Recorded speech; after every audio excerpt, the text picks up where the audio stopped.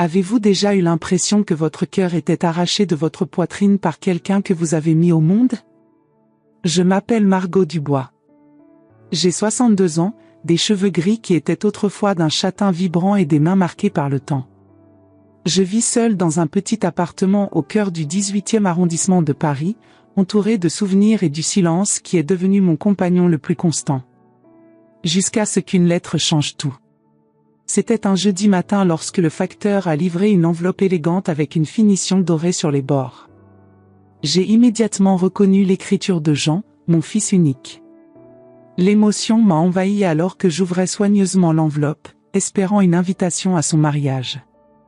Je savais qu'il était fiancé à Camille depuis 2 ans. La date devait être proche. En l'ouvrant, j'ai trouvé une belle invitation ornée de fleurs dorées et un papier soigneusement plié à côté. Jean-Paul Dubois et Camille Laurent vous invitent à célébrer leur mariage. J'ai lu la date et le lieu, cathédrale Notre-Dame, au centre de Paris, suivi d'une réception au château Villette en périphérie de la ville. Mon cœur s'est accéléré. J'allais enfin rencontrer Camille en personne. En 5 ans de relation, mon fils avait toujours trouvé des excuses pour ne pas nous présenter. Il y avait toujours un voyage d'affaires, une urgence, un imprévu. Je ne la connaissais que par des photographies. Mais ensuite, j'ai déplié le papier qui accompagnait l'invitation. Maman, j'espère que tu vas bien. Je t'envoie cette invitation par respect, pour que tu saches que je franchis cette étape importante. Cependant, je te demande de ne pas venir. Je sais que c'est douloureux, mais je crois que c'est mieux ainsi. Les raisons sont les mêmes que celles qui nous ont tenus éloignés ces dernières années. Jean? J'ai lu et relu ces mots froids, les ressentant comme des coups de couteau. Mon propre fils m'interdisait d'assister à son mariage. Le même petit garçon que j'avais bercé dans mes bras, pour qui j'avais chanté des berceuses, dont j'avais embrassé les genoux écorchés pour les guérir. J'ai regardé la photographie sur l'étagère, Jean a 5 ans, souriant avec ses dents de devant manquantes, tenant ma main au jardin du Luxembourg. Qu'était-il arrivé à ce petit garçon? Quand avions-nous érigé ce mur entre nous? Les larmes coulaient sur mon visage tandis que je fixais l'invitation. 58 ans de douleur concentrée en ce moment. La vérité, c'est que Jean et moi nous étions éloignés après la mort d'Antoine, mon mari et son père, il y a 15 ans. Avec le temps, les visites étaient devenues rares, puis des appels téléphoniques occasionnels, et enfin, seulement des cartes d'anniversaire et de fête. Mais interdire à sa propre mère d'assister à son mariage? Quel secret existait pour justifier une telle cruauté? C'est alors que j'ai pris ma décision. J'ai laissé l'invitation sur la table, essuyé mes larmes et regardé le miroir du salon. J'ai vu une femme qui avait fait face à la guerre d'Algérie dans son enfance, qui avait perdu ses parents, son mari, ses amis. Une femme qui avait toujours trouvé de la force quand tout semblait perdu. Non, Jean, ai-je murmuré pour moi-même, tu ne peux pas effacer ta mère comme ça. J'irai à ton mariage. Et j'apporterai avec moi le secret que tu as essayé d'enterrer toutes ces années. J'ai ouvert le tiroir du bureau et pris la petite boîte en bois qui gardait mon plus grand trésor, le secret qui pourrait tout changer. Il était temps de déterrer le passé. Alors que l'après-midi tombait sur Paris, j'ai commencé à planifier. Ce ne serait pas facile d'entrer dans ce mariage élégant sans être remarqué, mais j'avais 2 mois pour me préparer. Et toute une vie de détermination m'accompagnait. Ce que j'en imaginais pas, c'est que sa vieille mère avait plus de force et de courage qu'il ne pouvait le supposer. Et plus important encore, je savais pourquoi il me tenait vraiment éloigné de Camille. Le secret que j'avais gardé pendant des décennies était sur le point d'être révélé. La nuit est tombée sur Paris tandis que j'observais les lumières de la ville par la fenêtre. Les premières étoiles sont apparues dans le ciel, témoin silencieux de ma résolution. Pour la première fois depuis des années, j'ai senti un feu en moi. La douleur du rejet se transformait en quelque chose de plus puissant, la détermination. L'invitation dorée brillait sous la lumière de la lampe. Oui, je serais là. Et rien ne serait plus comme avant. Pouvez-vous imaginer quel secret terrible a pu tenir une mère et son fils séparés pendant tant d'années? Pourquoi mon Jean ne voulait-il pas que je rencontre sa fiancée? Et qu'arrivera-t-il lorsque moi, une mère déterminée de 62 ans, je déciderai d'affronter le rejet de mon propre fils le jour le plus important de sa vie? Continuez à regarder pour découvrir les secrets que j'ai gardés pendant des décennies et comment un geste de courage peut changer le destin de toute une famille. Le calendrier sur le mur indiquait qu'il restait exactement 56 jours avant le mariage. Chaque matin, en me réveillant, je rayais un jour de plus avec mon crayon rouge. Le compte à rebours d'une mère déterminée. Mon petit appartement de la rue des Abbesses était devenu le centre d'opération pour mon plan. Sur la table du salon, j'avais étalé de vieilles photographies, des lettres jaunies et la carte de la ville avec le trajet jusqu'à Notre-Dame marqué en rouge. Je devais être préparé. Ce matin-là, j'ai décidé que la première étape serait de trouver une robe appropriée. Je ne pouvais pas attirer l'attention, mais je ne voulais pas non plus passer inaperçu quand le moment serait venu. J'ai ouvert mon armoire et constaté l'évidence, rien ne conviendrait pour l'occasion. Avec ma modeste pension d'enseignante retraitée, je devais être créative. Je suis allée au marché aux puces de Clignancourt, le plus grand marché aux puces de Paris, où Antoine avait l'habitude de m'emmener le dimanche. J'ai fouillé les portants de vêtements vintage jusqu'à trouver une robe bleu marine discrète, avec une petite broche argentée. Élégante sans être voyante. C'est pour une occasion spéciale? A demandé la vendeuse en emballant la robe. Le mariage de mon fils, ai-je répondu avec un sourire qui ne révélait pas la complexité de la situation. Ah, comme c'est émouvant. La mère du marié, quel honneur. J'ai avalé difficilement, sentant le poids de ces mots. Oui, j'étais la mère du marié. Une mère interdite d'y assister. La journée était particulièrement belle, un de ces rares moments parisiens où le ciel s'ouvre dans un bleu cristallin. J'ai décidé de marcher un peu au lieu de prendre immédiatement le métro. Parfois, Paris semble connaître nos cœurs, offrant exactement le décor dont nous avons besoin pour notre mélancolie. J'ai traversé le boulevard de Rochechouart, observant les Parisiens dans leurs tâches quotidiennes. De jeunes mères poussant des poussettes, des couples se tenant la main, des personnes âgées discutant sur des bancs de parc. La vie suivant son cours naturel, quelque chose qui semblait si éloigné de ma propre réalité déformée. La tour Eiffel se dressait au loin, aussi imposante que toujours. Antoine et moi avions l'habitude d'y emmener Jean chaque année pour son anniversaire. C'était une tradition familiale, nous achetions des macarons chez Ladurée, montions jusqu'au 2e étage, jamais au sommet, Antoine avait le vertige, et faisions un vœu pour l'année suivante. J'en fermais toujours les yeux avec force en souhaitant, comme si l'intensité de sa concentration pouvait transformer les rêves en réalité. Quel avait été son dernier vœu là-bas? Probablement à 15 ans, avant que la distance entre nous ne commence à grandir. Avant que le silence ne s'installe dans notre famille comme un 4e membre indésirable. En rentrant chez moi, je me suis arrêté au petit café du coin, le café des Deux Moulins, où j'avais l'habitude d'emmener Jean quand il était enfant. J'ai commandé un café au lait et observé les familles aux tables alentours. Des mères avec leurs jeunes enfants, des grands-parents avec leurs petits-enfants. La vie suivant son cycle naturel, comme il se devait.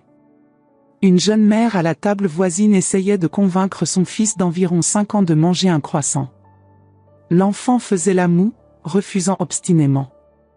J'ai souri involontairement, me rappelant à quel point Jean était tout aussi têtu à cet âge. Vous devez faire un visage drôle sur le croissant, ai-je dit à la mère, sans réfléchir. Ça marchait avec mon fils. La femme m'a regardé surprise, puis a souri et dessiné un visage avec de la confiture sur le croissant. L'enfant a ri et a finalement pris une bouchée. Merci, a-t-elle dit. C'est votre premier petit-fils? Non, ai-je répondu, sentant un nœud dans ma gorge. Je n'ai pas encore de petits-enfants. C'est là, entre 2 gorgées de café, que les souvenirs ont inondé mon esprit. J'en avais 7 ans quand il a découvert la vérité sur sa naissance. Ce n'était pas prévu ainsi, nous n'avions jamais voulu qu'il le sache si tôt. C'était un accident, une conversation imprudente entre Antoine et moi, des mots épars que de petites oreilles avaient captés derrière la porte.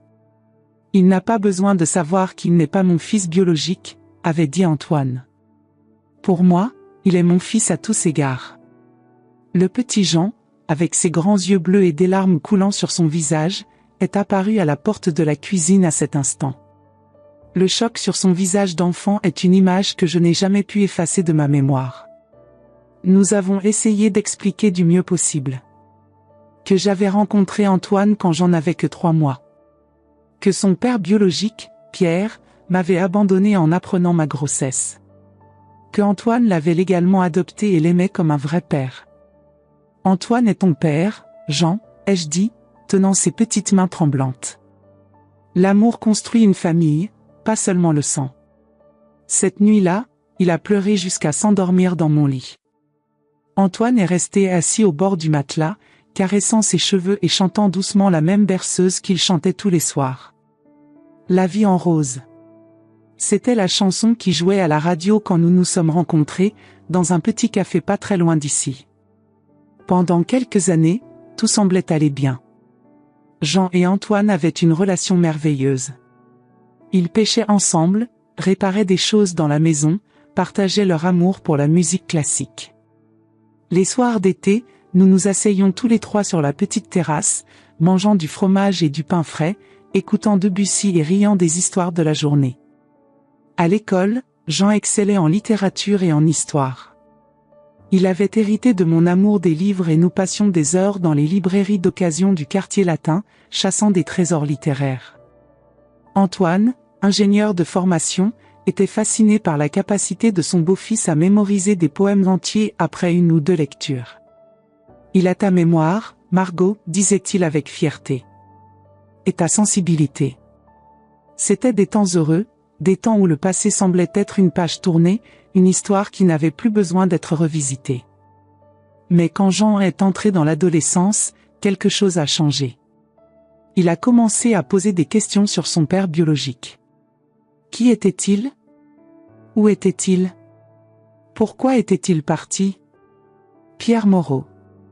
Un jeune étudiant en médecine que j'avais rencontré quand j'enseignais la littérature au lycée. Un amour intense et bref qui s'est terminé par une grossesse inattendue. Il ne voulait pas d'enfant, pas d'engagement. Il est parti poursuivre ses études à Lyon, laissant derrière lui une jeune professeure de 24 ans effrayée et seule. Il a dit qu'il n'était pas prêt, ai-je expliqué à Jean. Il a dit qu'il avait une carrière devant lui, qu'il ne pouvait pas assumer une famille à ce moment-là. Il me détestait à ce point, a demandé Jean, avec la cruauté involontaire que seuls les adolescents possèdent. Non, mon petit, ai-je répondu, sentant mon cœur se briser. Il ne t'a même pas connu. Ce n'était pas à propos de toi, c'était à propos de lui. De son immaturité, de son égoïsme. Ce que Jean ne savait pas, ce que je n'ai jamais eu le courage de lui dire, c'est que j'avais maintenu le contact avec Pierre au fil des ans. Des lettres occasionnelles, des mises à jour sur Jean, des photographies. Pierre n'a jamais voulu connaître son fils, mais il m'a envoyé de l'argent régulièrement jusqu'à ce que Jean ait 18 ans. Et il y avait plus. Beaucoup plus que je gardais dans la petite boîte en bois sur mon bureau. Les premières lettres de Pierre étaient froides, presque commerciales. J'envoie le montant convenu pour les dépenses du garçon, écrivait-il. Avec le temps, il a commencé à poser des questions sur Jean. S'il était en bonne santé, comment il était à l'école, s'il avait un talent particulier. Il ne répondait jamais aux photographies que j'envoyais, mais continuait à les demander. Dans l'une de ses dernières lettres, il a écrit « Peut-être, quand il sera adulte, et moi plus âgé, pourrons-nous nous rencontrer. Peut-être pourrais-je expliquer. Pas maintenant. Je ne suis pas encore prêt. Prêt. Comme si la paternité était un vêtement qu'on pouvait essayer quand on se sentait préparé. Comme s'il pouvait choisir d'entrer dans la vie d'un fils quand c'était commode. Un soir, quelques mois après la mort d'Antoine, Jean a fait irruption dans ma chambre, les yeux rouges de colère et d'alcool. Il avait 19 ans et venait de rentrer d'une fête. « Pourquoi gardes-tu encore cette boîte ?» a-t-il crié. « Pourquoi conserves-tu encore ces affaires ?» Je n'ai jamais su comment Jean avait découvert l'existence de la boîte, des lettres. Peut-être l'avait-il trouvée par accident, peut-être avait-il délibérément cherché. Cela n'avait pas d'importance. Ce sont tes origines, Jean, ai-je essayé d'expliquer. Un jour, tu pourrais vouloir savoir. Mes origines, a-t-il ri amèrement. Mes origines, c'est toi et Antoine. Cet homme n'est rien pour moi. Rien. Il a claqué la porte en sortant, et le lendemain matin, il est parti pour l'université à Lyon. Ironie du sort, la même ville où Pierre avait construit sa vie. Nous n'avons pas parlé de cette nuit pendant des années. Nous n'avons pas beaucoup parlé, pour être honnête. Des appels téléphoniques courts pour les anniversaires et les fêtes. Une visite rapide à Noël.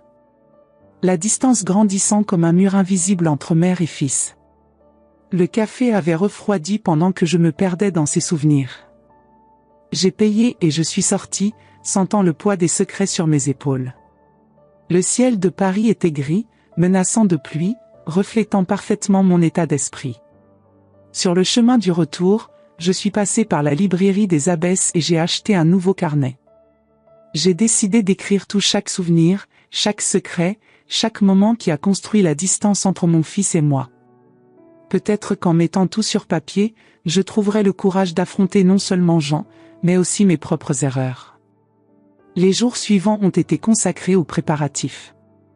J'ai acheté un petit sac élégant assorti à ma robe.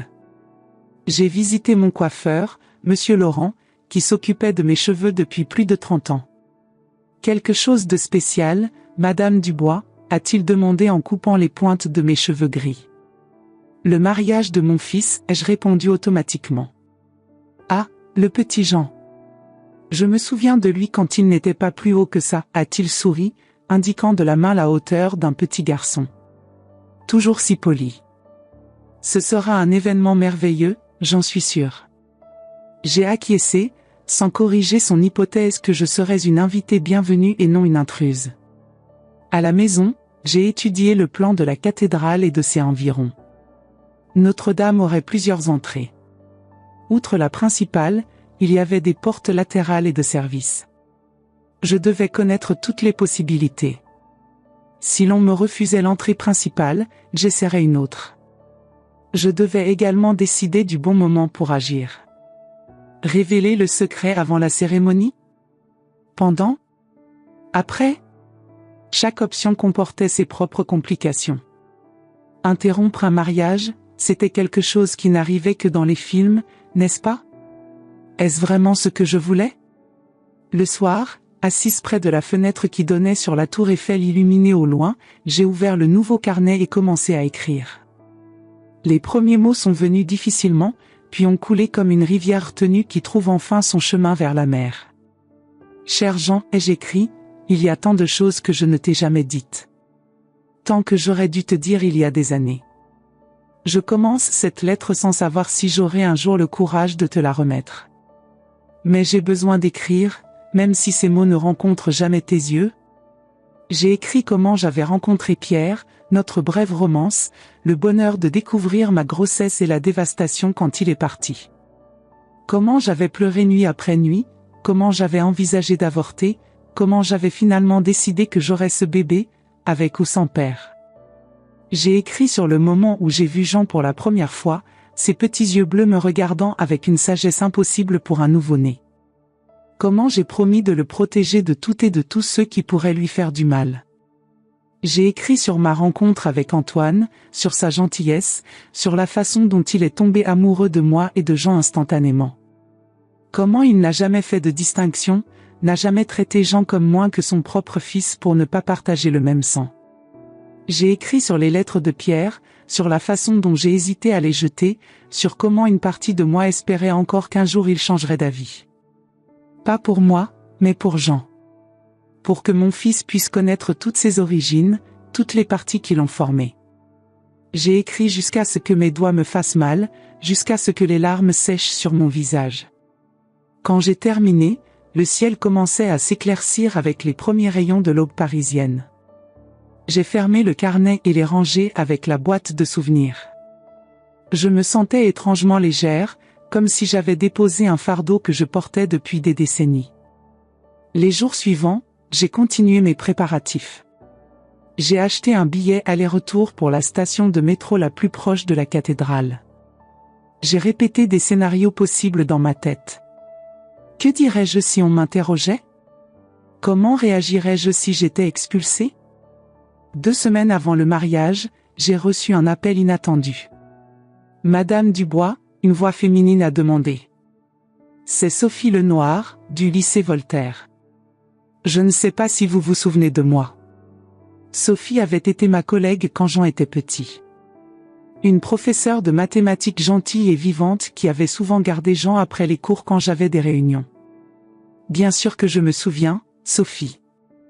Quelle agréable surprise. J'appelle parce que, eh bien, j'ai reçu une invitation au mariage de Jean. J'étais si heureuse. J'ai toujours su qu'il deviendrait quelqu'un de spécial. J'ai pensé que nous pourrions y aller ensemble, peut-être partager un taxi. J'ai senti mon cœur s'accélérer.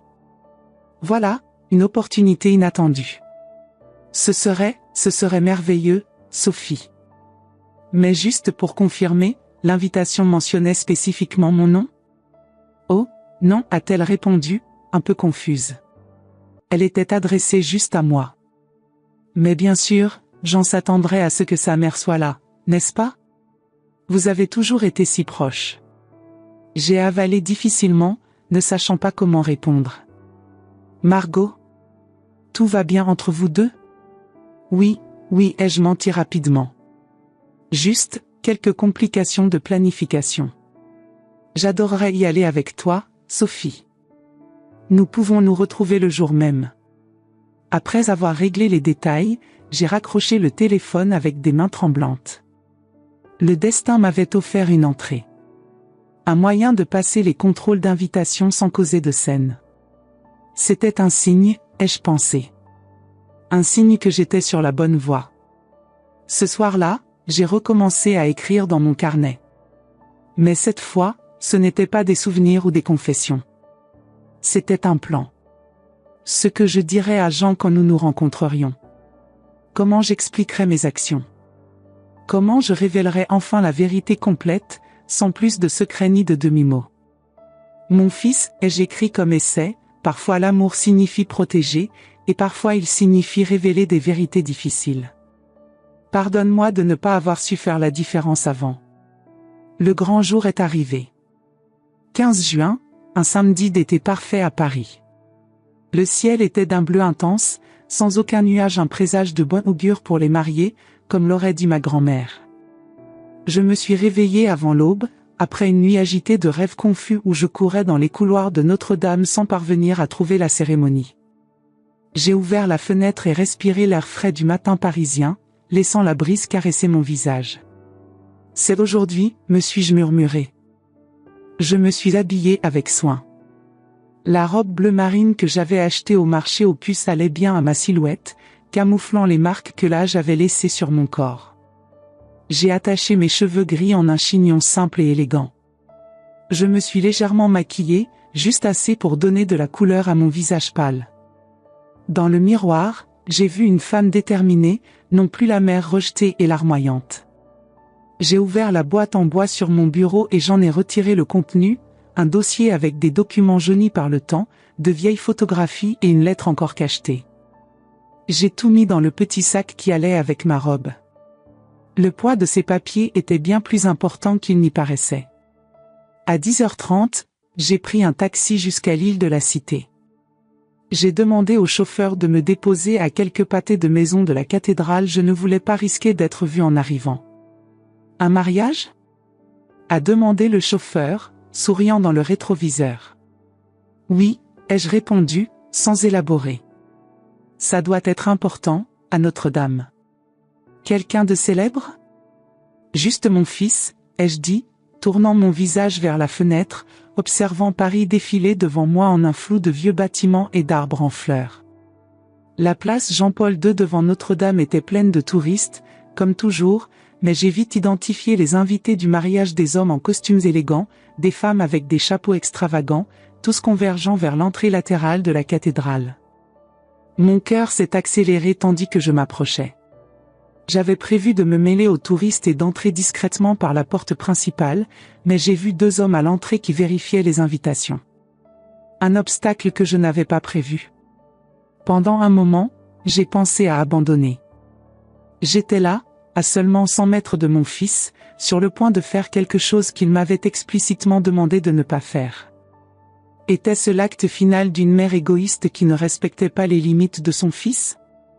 Ou était-ce le geste désespéré de quelqu'un qui ne voulait que la réconciliation ?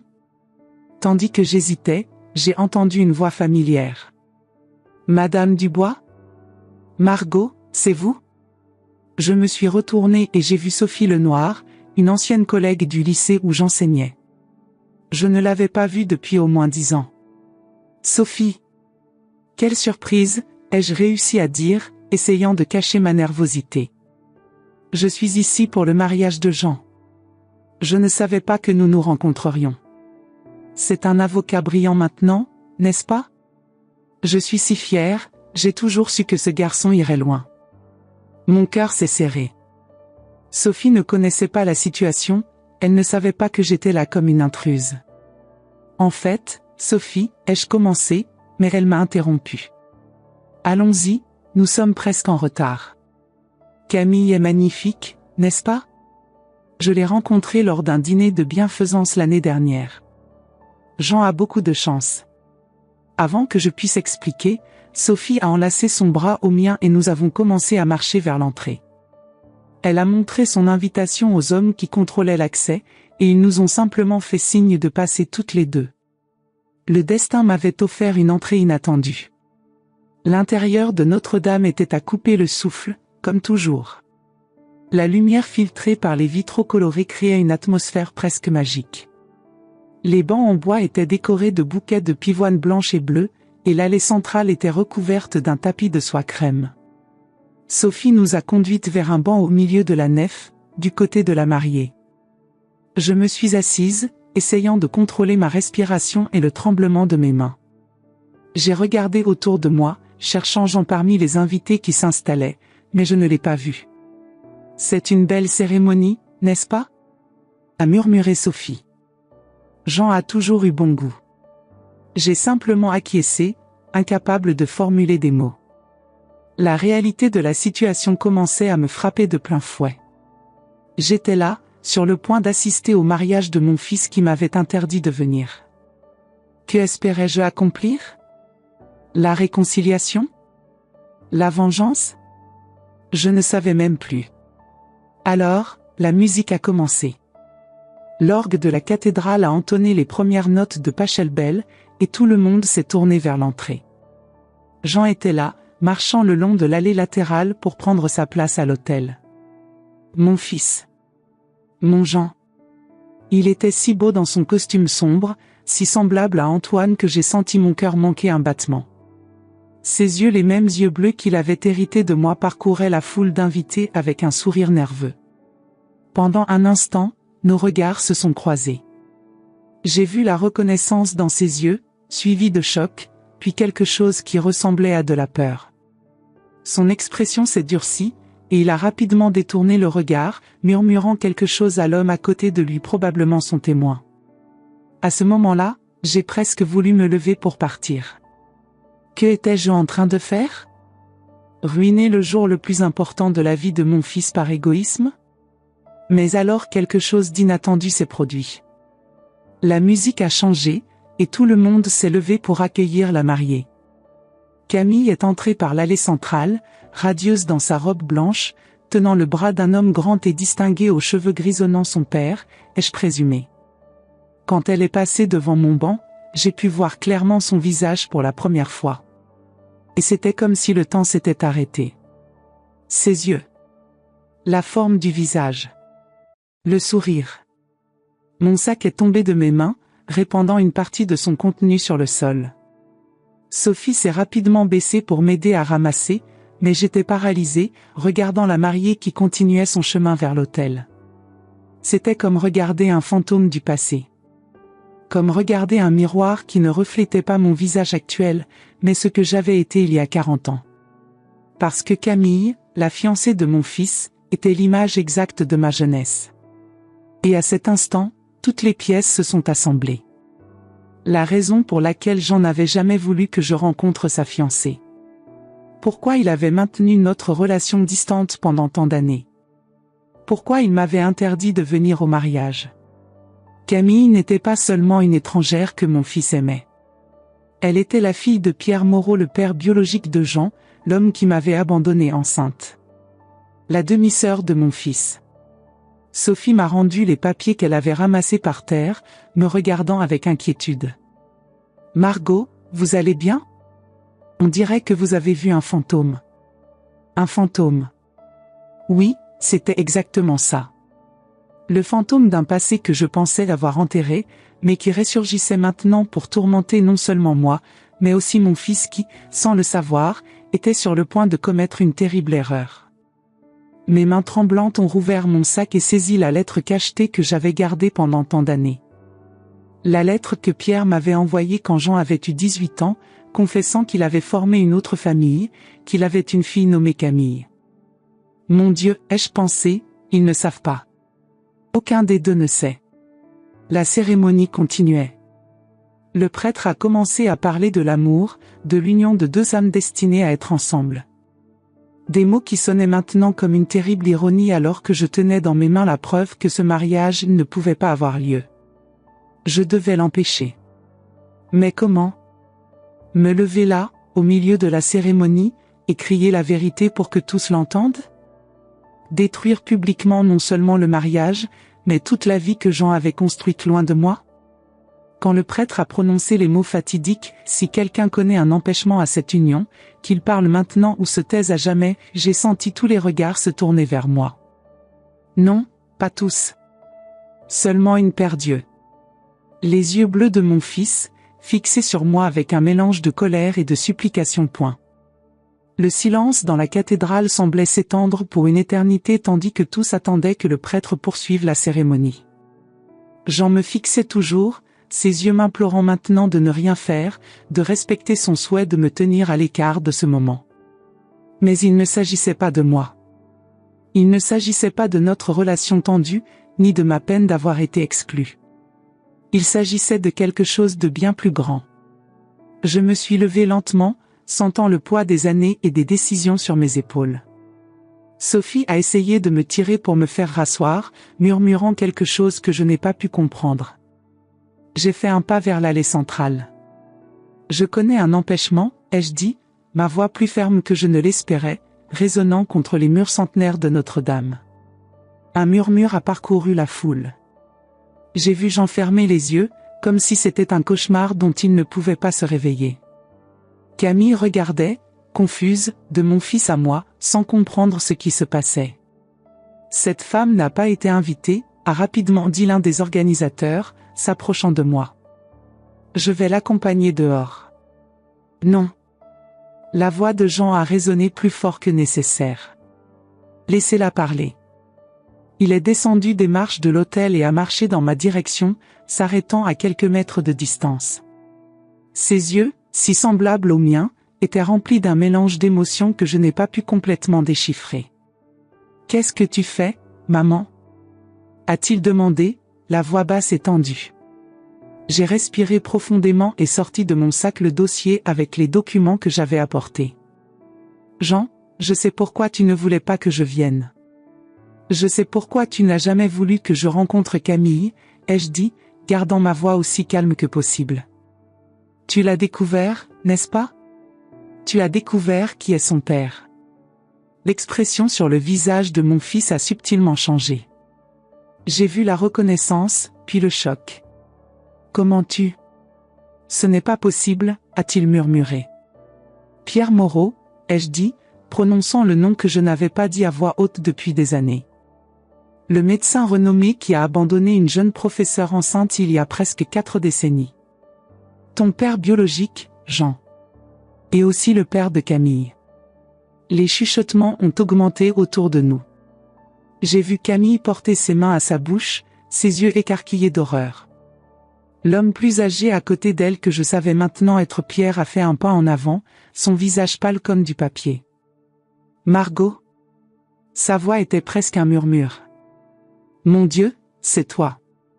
40 ans s'étaient écoulés depuis la dernière fois que j'avais vu ce visage. Le beau et ambitieux jeune étudiant s'était transformé en un homme d'âge moyen distingué, avec des rides autour des yeux et des cheveux gris aux tempes. Mais je l'aurais reconnu n'importe où. « Bonjour, Pierre », ai-je répondu, tenant le dossier de documents plus fermement. Je n'imaginais pas que nous nous rencontrerions ainsi. Jean regardait de moi à Pierre, la compréhension le frappant enfin de plein fouet. « Vous vous connaissez ?» a demandé Camille, descendant de l'hôtel pour nous rejoindre dans l'allée. « Papa, de quoi parle-t-elle » Camille, a commencé Pierre, mais sa voix s'est brisée. « Votre père ne vous a jamais parlé de sa vie avant de rencontrer votre mère » ai-je demandé doucement, regardant dans les yeux de la jeune femme qui aurait pu être ma belle-fille dans une autre vie. « Il n'a jamais mentionné le fils qu'il a abandonné à Paris ?» Les yeux de Camille se sont remplis de larmes tandis qu'elle regardait son père, cherchant une négation, une explication qui aurait du sens.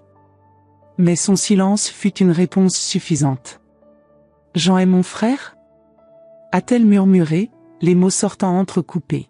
« Mon demi-frère » Le prêtre, comprenant la gravité de la situation, a poliment demandé aux invités de se retirer pour que nous puissions résoudre l'affaire en privé.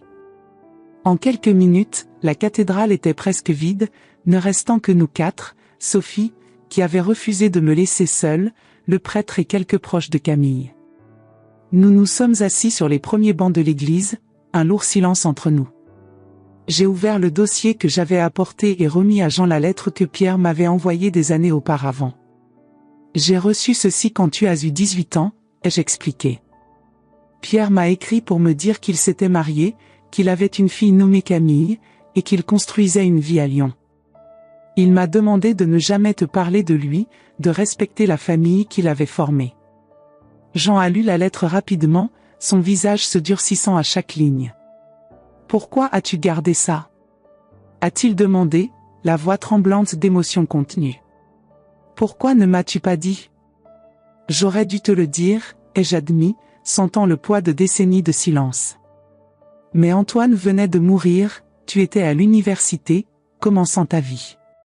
J'avais peur de rouvrir des blessures, de causer plus de douleur. Alors j'ai gardé la lettre, pensant que nous n'entendrions plus jamais parler de Pierre Moreau. Camille sanglotait silencieusement, consolée par sa mère qui était restée. Pierre était assis seul, semblant plus petit et plus vieux que quelques minutes auparavant. « Quand l'as-tu découvert » ai-je demandé à Jean, posant une main tremblante sur la sienne. Il n'a pas retiré sa main, ce que j'ai considéré comme un petit miracle. « Il y a 2 ans, a-t-il répondu. Lors du dîner où j'ai rencontré les parents de Camille. J'ai reconnu Pierre d'une vieille photographie que j'avais trouvée parmi les affaires d'Antoine après sa mort. Je lui ai demandé si nous nous connaissions, et il a nié. Mais plus tard, en privé, il m'a tout raconté. Et tu as décidé de continuer avec le mariage quand même ? Ai-je demandé, incapable de cacher ma surprise. Jean a baissé les yeux, une expression de culpabilité et de honte traversant son visage. J'aimais déjà Camille. J'ai pensé que nous pourrions garder le secret. Que personne n'avait besoin de savoir. C'est pour ça que tu m'as tenu à l'écart d'elle ? C'est pour ça que tu m'as interdit de venir au mariage ? Il a lentement acquiescé. Camille ne savait pas. Pierre m'a supplié de ne pas lui dire. Il a dit que sa femme n'avait jamais su à propos de toi, de moi. Il craignait de perdre sa famille si la vérité éclatait. J'ai regardé Pierre, ressentant un mélange de pitié et de colère. Alors tu as continué à faire ce que tu as toujours fait de mieux, Pierre. Fuir la vérité, cacher le passé, construire ta vie sur des mensonges. Pierre a finalement levé les yeux pour me regarder. J'étais jeune et effrayé, Margot. Je n'étais pas prêt à être père. J'ai commis une terrible erreur en t'abandonnant, je le sais. Mais j'ai construit une vie, une carrière. J'ai une famille. Une famille construite sur des mensonges, ai-je répondu, sans hostilité, simplement en constatant un fait. Et maintenant ces mensonges ont presque conduit tes enfants à commettre une erreur irréparable. Tu ne comprends pas, a dit Pierre, une touche de désespoir dans sa voix. Ma femme n'a jamais su à propos de toi, de Jean. Nous avons construit une vie ensemble pendant 30 ans. Ce scandale va tout détruire. Et tu aurais préféré que tes enfants se marient? Qu'ils vivent dans l'ignorance pour protéger tes mensonges? Ai-je demandé, incapable de cacher mon indignation. Un lourd silence est tombé sur nous. Camille avait cessé de pleurer et regardait maintenant son père avec une expression qui mêlait chagrin et déception. « Alors c'est vrai ?» a-t-elle demandé. « Jean est mon frère? Et toi, tu le savais et tu allais quand même me laisser l'épouser ?» Pierre n'a pas pu répondre, il a simplement baissé la tête. Jean s'est levé brusquement. « J'ai besoin d'air », a-t-il dit, et il est sorti à grands pas vers une porte latérale de la cathédrale. Après un moment d'hésitation, j'ai suivi mon fils. Je l'ai trouvé dans le petit jardin à côté de Notre-Dame, regardant la Seine qui coulait, calme et indifférente à notre tragédie familiale. « Jean » ai-je appelé doucement. Il ne s'est pas retourné, mais ne m'a pas non plus renvoyé. J'ai considéré cela comme une invitation à m'approcher.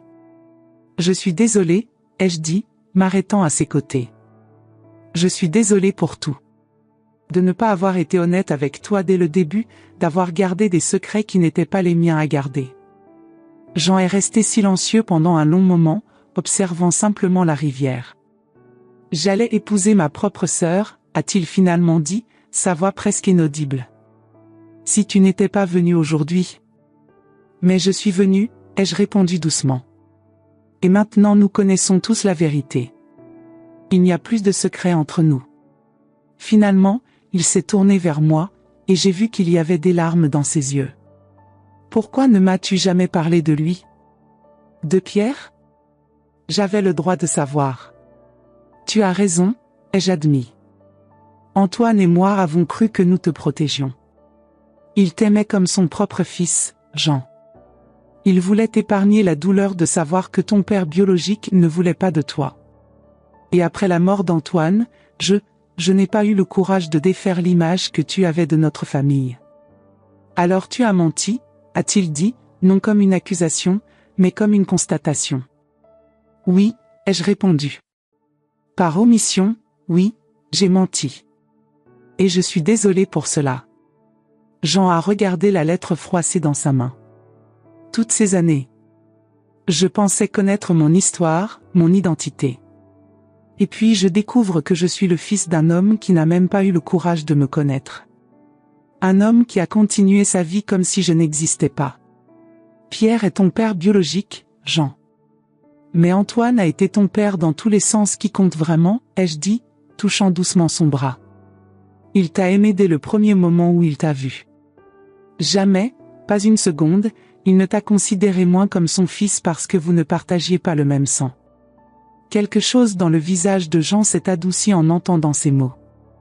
Je sais, a-t-il dit doucement. Je l'ai toujours su. Nous sommes restés silencieux quelques instants, le son lointain de la ville autour de nous. Et maintenant? A demandé Jean. Que se passe-t-il ensuite? Cela dépend de vous, ai-je répondu. De toi, de Camille, de Pierre. La vérité est exposée maintenant. Elle ne peut plus être enterrée ou niée. Mais ce que vous en ferez, c'est votre choix. Jean a lentement acquiescé. J'aime Camille, a-t-il dit, la voix étranglée. Pas de la façon que je pensais. Mais elle fait partie de ma vie depuis 5 ans. Elle est importante pour moi. Elle peut encore être importante. Mais d'une nouvelle manière, ai-je répondu. Vous avez tous les deux beaucoup perdu aujourd'hui. Mais vous avez aussi gagné quelque chose que vous n'aviez pas avant, un frère, une sœur. Jean m'a alors regardé, m'a vraiment regardé pour la première fois depuis de nombreuses années. Et toi, maman? Où te situes-tu dans cette nouvelle réalité? Mon cœur s'est réchauffé en l'entendant m'appeler « maman » à nouveau. Où tu veux que je me situe, Jean, ai-je répondu honnêtement. J'ai commis beaucoup d'erreurs. J'ai gardé des secrets qui auraient dû être révélés il y a longtemps. Mais tout ce que j'ai fait, aussi mal avisé que ce fut, c'était par amour pour toi. À ma surprise, Jean a fait un pas en avant et m'a enlacé. C'était une étreinte maladroite, presque formelle, mais une étreinte quand même, la première depuis des années. Merci d'être venu aujourd'hui, a-t-il dit contre mes cheveux. Merci d'avoir eu le courage qu'aucun de nous n'a eu. Quand nous sommes revenus à l'intérieur de la cathédrale, nous avons trouvé Camille assise seule sur le premier banc. Pierre était parti avec sa femme, promettant qu'il parlerait plus tard, quand les émotions seraient moins à fleur de peau. Jean s'est assis à côté de Camille, et je me suis tenu à une distance respectueuse, leur donnant l'espace pour traiter tout ce qui s'était passé. Alors nous sommes frères et sœurs, ai-je entendu Camille dire, sa voix encore tremblante, mais avec une touche d'émerveillement. Oui, a répondu Jean, prenant sa main avec hésitation. Apparemment oui. Un petit sourire est apparu sur le visage de Camille, malgré les larmes. J'ai toujours voulu un grand frère, a-t-elle dit, avec un faible rire qui s'est vite transformé en sanglots. Jean l'a prise dans ses bras, et j'ai vu dans ce geste le début de quelque chose de nouveau, pas l'amour qu'ils pensaient avoir l'un pour l'autre, mais quelque chose d'également puissant. Le lien du sang qu'aucun mensonge ne pouvait effacer. 3 mois se sont écoulés depuis ce jour. Les blessures sont encore fraîches, mais commencent à cicatriser. Jean et moi nous rencontrons toutes les semaines pour un café, essayant de reconstruire notre relation morceau par morceau, histoire par histoire. Il me raconte son travail d'avocat, ses rêves, les petites choses du quotidien que nous avons perdues au cours des années d'éloignement. Camille fait également partie de nos vies maintenant. Au début, nos rencontres étaient étranges, douloureuses même. Mais peu à peu, nous apprenons à être une famille différente, improbable, construite sur les ruines de secrets et de mensonges, mais une famille quand même. Pierre et sa femme traversent une période difficile, comme on pouvait s'y attendre. Des décennies de secrets ne disparaissent pas du jour au lendemain. Mais il essaie de réparer ce qui peut être réparé, d'être présent dans la vie des enfants qu'il a failli perdre à cause de ses choix. Quant à moi, j'ai appris une leçon que j'aimerais partager avec vous tous. La vérité, aussi douloureuse soit-elle, est toujours le chemin. Les secrets sont des fardeaux trop lourds à porter toute une vie. Ils rongent non seulement nos relations, mais aussi nos âmes. Si je pouvais remonter le temps, j'aurais tout dit à Jean dès le début. Je lui aurais permis de grandir en connaissant son histoire complète, avec toutes ses complications et imperfections. Car nous sommes faits non seulement du sang qui coule dans nos veines, mais aussi des vérités que nous choisissons d'affronter et des mensonges que nous décidons de démanteler. Hier après-midi, j'ai reçu Jean et Camille dans mon petit appartement. J'avais préparé un goûter avec des madeleines, les préférées de Jean quand il était enfant. Camille a apporté des albums photos de son enfance, et Jean a apporté les nôtres, jaunis par le temps.